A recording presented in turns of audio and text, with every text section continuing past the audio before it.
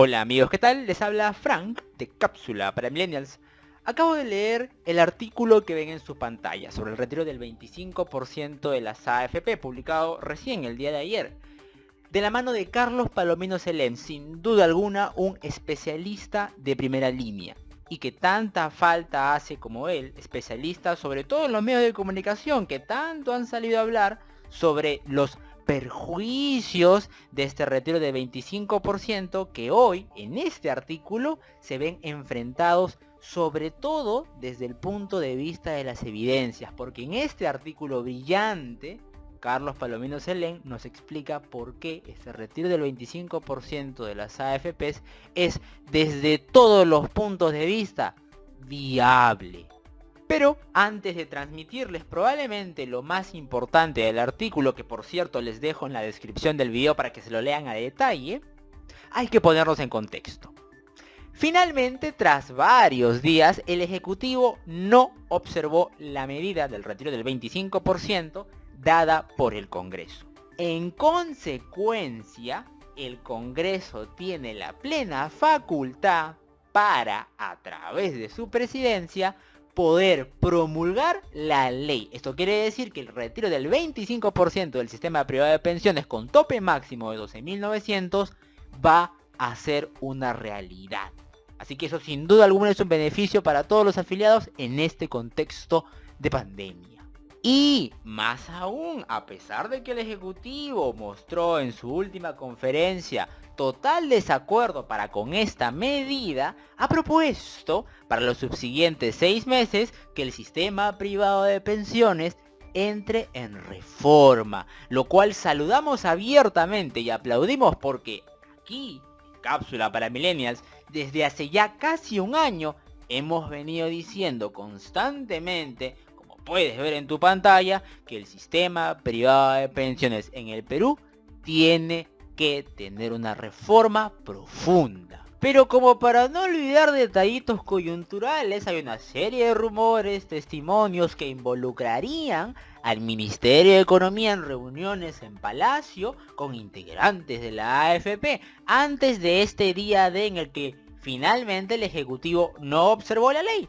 Y finalmente, por supuesto, nos sorprende que el Ejecutivo precisamente no haya observado la ley, porque es evidente que mostró siempre su desacuerdo ante esta medida.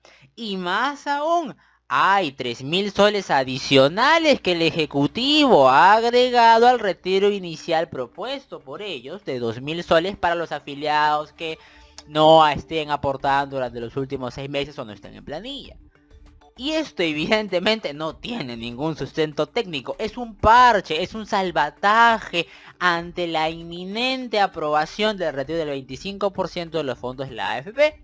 Y en esa medida hay que remarcar los aspectos, sí, de alguna manera técnicos y de manera sencilla, que avalan el retiro del 25% de los fondos de las AFP.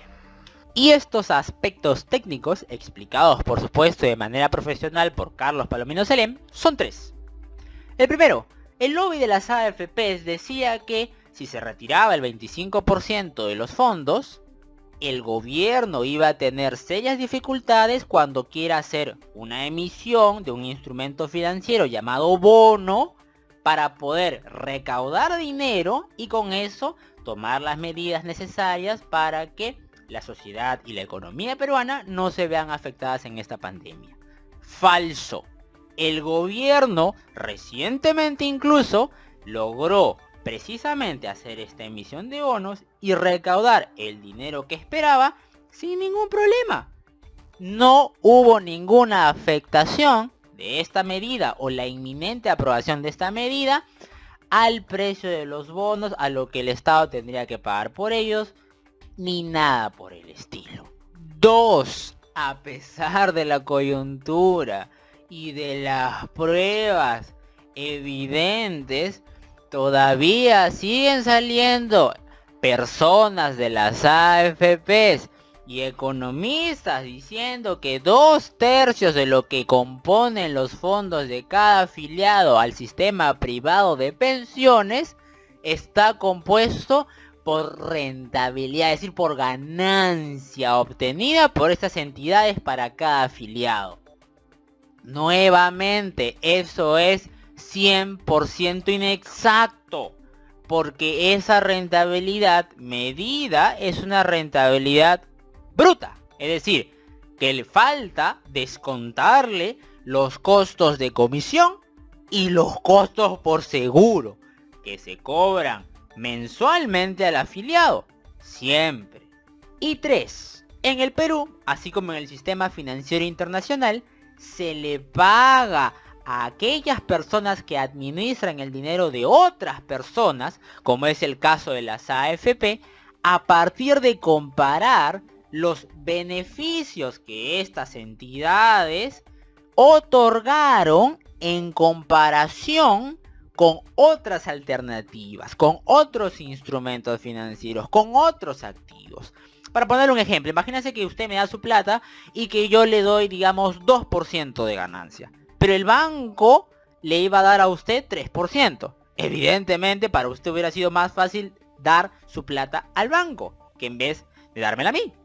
Esta lógica es importante porque esto se aplica en todos los lugares del mundo, pero lamentablemente en el sistema privado de pensiones en el Perú no se aplica. Y es una de las razones por las cuales hay la necesidad urgente de una reforma integral del sistema privado de pensiones en el Perú.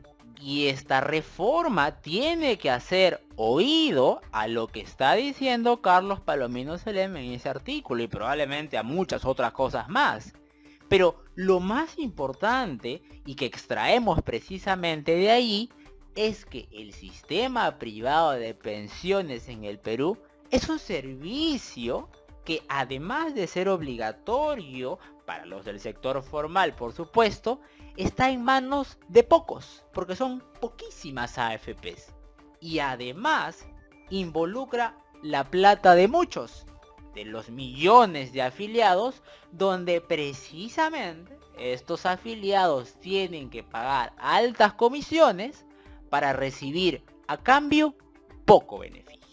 Hay mucho más, por supuesto, que ver en este tema, tan sensible para la economía y también para el aspecto social.